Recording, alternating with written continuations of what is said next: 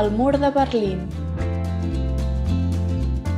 Quan es va acabar la Segona Guerra Mundial, l'any 1945, Alemanya es va dividir en 4 zones: Unió Soviètica, Estats Units, Gran Bretanya i França.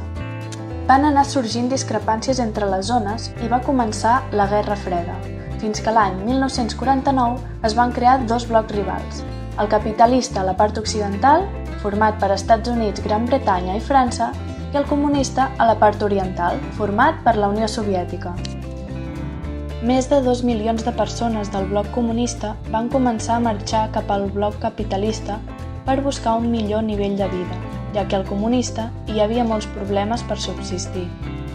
Berlín, que estava al mig del bloc comunista, era el punt de contacte entre els 2 blocs, i per evitar que la gent marxés, l'any 1961 les autoritats comunistes van tallar les línies telefòniques i la comunicació ferroviària amb l'altre bloc.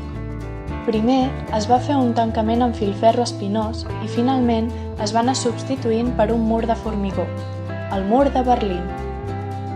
Era una frontera molt equipada i amb molta vigilància, per tant, era quasi impossible passar a l'altra banda. Molta gent que ho va intentar s'hi va deixar la vida. A finals dels anys 80, el bloc comunista va començar a trontollar perquè hi havia manifestacions multitudinàries demanant la lliure circulació.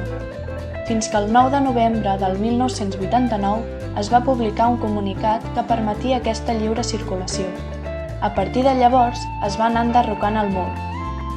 A més, es va acordar de marcar el recorregut de l'antic mur al terra de la ciutat mitjançant una línia de llambordes. El sistema de blocs, per tant, es va acabar trencant. Actualment hi ha algunes torres i fragments del mur que es poden visitar, així com un parc en memòria de les víctimes.